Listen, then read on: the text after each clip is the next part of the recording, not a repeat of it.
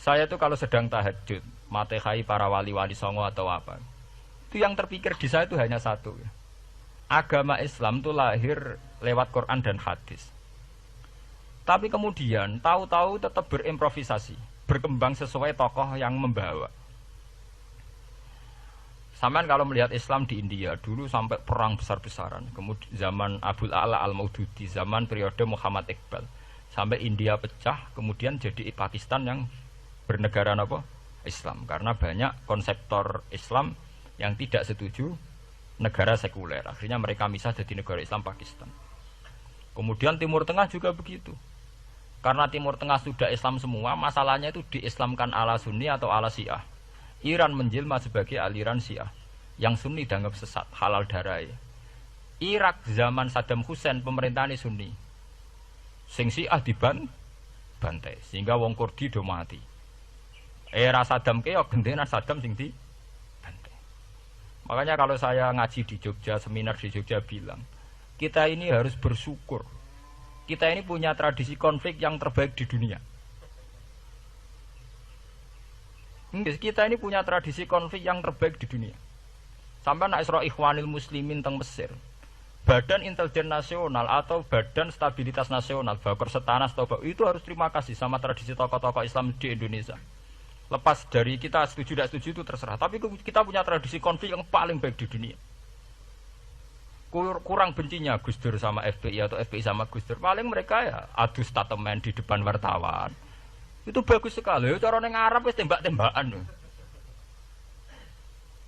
Kita punya sejarah. Secara pesantren saya itu punya sejarah panjang. Zaman Mbah Imam beda dengan Mbah Zubair, zaman Kiai Memun beda dengan Kiai yang lain. Paling adu statement saat ada tamu itu paling bagus. Kita punya tradisi konflik paling bagus di dunia. Kayak apa mangkelnya orang NU saat Gus Dur diimpis, dipecat. Tapi habis itu ya sering seminar ketemu Amin Rais. Ya mereka adu polemik, ini tidak konstitusional, ini apa? Gus Dur nggak jurus dekret, sing sitok nggak jurus sidang istimewa. Nah, kurang serem sidang istimewa dilawan sidang luar biasa. Pokoknya agak istilah sing serem-serem. Tapi tidak saling bunuh loh, sampean harus syukur loh. Selama ini orang awam sering bilang, loh kiai kok tukaran. Sampean bandingkan di Timur Tengah, jenenge tukaran mesti tahdirudam. Para polisi, para badan intelijen, para yang menjaga stabilitas negara ini harus terima kasih sama tradisi tokoh-tokoh Indonesia. Yang namanya di Mesir, di Irak, di mana-mana jenenge tukaran mesti melibatkan pertumpahan darah.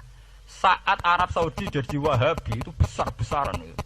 Pembunuhan apa pengusiran orang-orang Sunni. Tapi di Indonesia enggak. Tradisi anarkis. Paling itu tadi adu polemik. MLB dilawan MLB itu masih keren sekali, tidak apa-apa. Itu lebih baik ketimbang adu jotos atau adu hizib lah. Itu masih bagus. Dan ini sampean biar paham, biar syukur jadi bangsa Indonesia. Kita punya tradisi konflik yang baik. Sampean setelah peristiwa teng Irak, teng Sudan, teng Khartoum, teng Darfur, itu kan orang Islam semua. Gara-gara beda mazhab saling bunuh. Di Mesir ya gitu, Ikhwanul Muslimin dengan pemerintah dan sebagainya. Hatta sebesar Sayyid Qutb, sing tokoh populer mohon kabudutnya boten jelas. Di Indonesia bagus sekali. Kita menangi zaman secara sejarah, kita menangi bedanya dulu Ahmad Hasan dengan tokoh-tokoh NU. Kulo nu menangi secara sejarah sering baca. Terus zaman anyar-anyarane NU asas tunggal, bedanya Gus Dur dengan Kiai As'ad. Sak mangke bedane PKB dua versi. Mereka menyelesaikan secara beradab lewat pengadilan, kok pengadilan kalah lewat MA, beradab sekali. Kita harus bersyukur. Dibanding penyelesaian konflik kayak di Irak kemudian ngundang Amerika, akhirnya sekarang kacau balu. Di Timor Leste yang latihan bikin Rambos Hurtadi suduk. Indonesia paling banter ngobong fotonya SBY.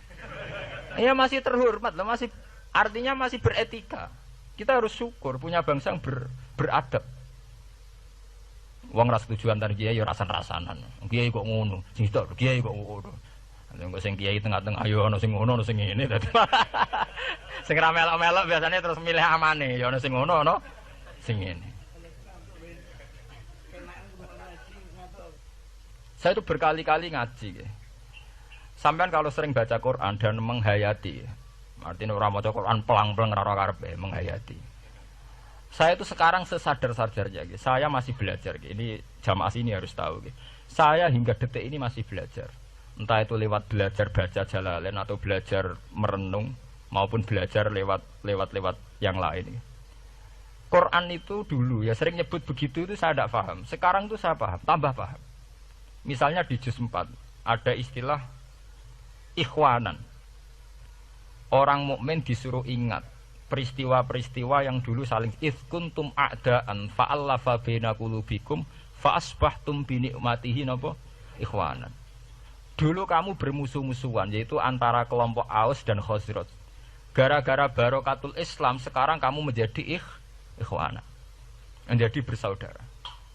Sampean kalau melihat TV merunut konflik di Irak, sering ada bom bunuh diri, itu kan ada asal-usulnya. Memang sekarang orang menimpakan kesalahan itu pada pasukan multinasional yang dipimpin Amerika dan Inggris. Tapi sebetulnya ada usul-usulnya. Sampai Amerika bisa masuk karena orang Irak tidak ikhwanan. Tidak apa? Yaitu ada Syiah, ada Sunni. Mereka saling menikam, saling bunuh. Sehingga karena ada ikhwanan ini pihak ketiga masuk, yaitu tentara multinasional. Makanya saat di Jogja ditanya, cara jenengan sebuti menyangkut Ahmadiyah, menyangkut konflik di Jakarta, saya bilang sekarang setiap orang bikin forum, yaitu baik, kalau niatnya baik. Tapi andikan saya ditanya Tuhan nanti, hak kowe iku kelompok apa? Pokoknya angger NU atau Muhammadiyah ajak mayoritas, kamu milih salah sitok itu. Bukan karena saya oportunis milih yang besar, itu lebih baik, lebih maslahat. Karena kalau setiap orang merasa benar bikin kelompok sendiri akan menjadi kelompok banyak. Dan saat menjadi kelompok banyak, tentu konflik lebih tidak terpola. Tidak apa? Terpola. Umpama Hasim tukaran mbek Din Samsudin itu terpola. Tapi nek angger wong ngrasa ketua dhewe tidak terpola. Bagaimanapun ikhwanan itu harus disyukuri. Nggih, dalam kondisi berteman. Sebab itu Nabi sering ngendikan ilzamu jamaahirul muslimin wa man sadza fin. Mbok kamu itu ikut kelompok mayoritas saja. Jamaahirul muslimin cara bahasa netralnya mbok ya kamu itu ikut kelompok mayoritas saja. Karena kalau orang merasa benar kemudian bikin kelompok sendiri itu tidak ada selesainya. Lakulah cara nuruti GR sebagai kelompok dewi. Ngaku ya di umat, di pengaruh, sing nyucup wis akeh. Tapi kalau semua orang merasa begitu kan repot. Mursid di kelompok dewi, tukang toreko di kelompok dewi, tukang ngaji di kelompok dewi. Modal kitab pirang-pirang sesuk ana jamaah Jalalain, jamaah Muin, jamaah Fathul Wahab. Sing iso ngaji jamaah tahlil, jamaah istighosah. Ora ana bar itu. Saya tuh kalau ditanya di Jogja, meskipun saya kritis, artinya kritis itu mungkin terhadap satu fenomena kita tidak setuju atau Muhammadiyah dalam banyak hal atau satu dua hal. Itu tidak menjadi alasan kita untuk tidak mengikuti mainstream. Karena kalau mainstream ini dilanggar, itu kita tidak akan ikhwanan. Dan akibat negatif dari tidak ikhwanan adalah kayak kasus Irak. Iran itu kenapa tidak mudah diserang Amerika padahal punya nuklir? Karena mereka seragam Syiah semua. Itu lebih gampang, lebih susah. Lawan itu apa? Susah. Arab Saudi juga mudah diadu karena karuan seragam Wahabi semua. Kita tidak bicara itu ya akidah. Mungkin kamu bisa debat Wahabi itu benar apa enggak. Tapi karena relatif aman, nggak diacak. Indonesia juga gitu. Kenapa tidak banyak konflik? Karena orang itu Islamnya kalau udah NU ya Muhammadiyah. Buat cocok-cocok, baik milih. Itu lebih mudah. Ketimbang ada faksi-faksi baru, kemudian stabilitas menjadi tambah kacau. Mulane kula niku saya pribadi menghimbau. Melihat ayat itu dihitung Tuhan sampai Allah ngendikan apa ifkuntum a'daan fa'allafa baina qulubikum fa asbahtum bi ni'matihi napa.